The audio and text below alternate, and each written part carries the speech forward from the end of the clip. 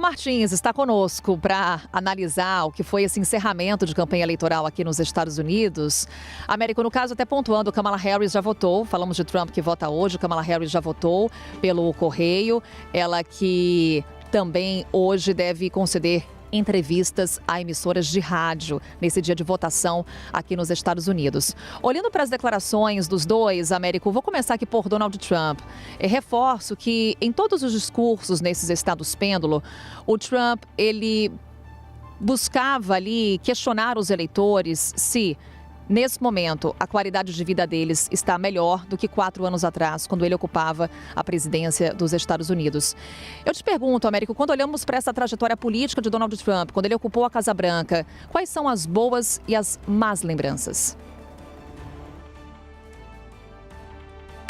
Da época do Donald Trump, houve um crescimento econômico nos Estados Unidos, obviamente, muito combate, né, com relação aos democratas. O Trump sempre manteve, mesmo na presidência, aquele tom muito combativo, um tom com declarações sempre muito fortes.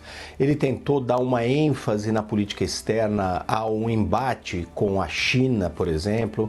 Tentou se aproximar da Coreia do Norte, curiosamente, e adotou uma posição muito isolacionista, trazendo aí a China. Ele foi o governo que começou a aplicar sanções econômicas contra a China na forma de tarifas sobre vários produtos de importação. Então o Donald Trump continuou nessa linha dele de encontrar inimigos externos. Os democratas continuaram sendo muito atacados. Mas a economia do país foi relativamente bem. Era uma economia que crescia. Obviamente que nós tivemos no último ano dele no governo a questão da pandemia, que foi um dos fatores que certamente levou à derrota do Donald Trump.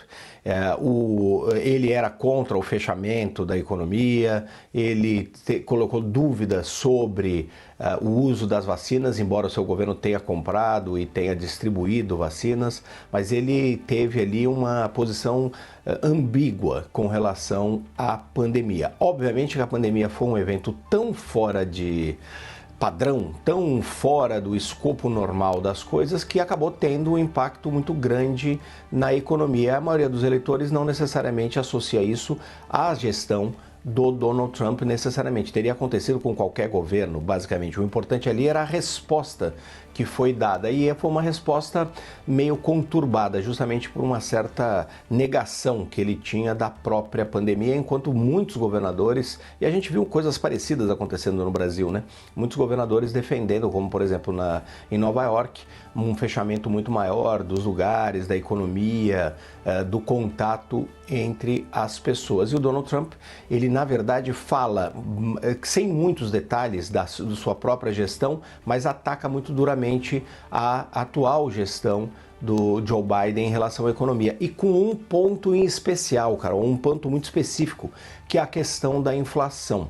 Essa inflação que foi turbinada justamente pelos impactos da economia, da pandemia, que acabou criando muitos problemas ali na distribuição, nas cadeias de suprimentos, e isso levou a uma elevação da inflação no mundo inteiro e também nos Estados Unidos. A inflação mais alta em 40 anos nos Estados Unidos, uma coisa que os americanos não estavam acostumados.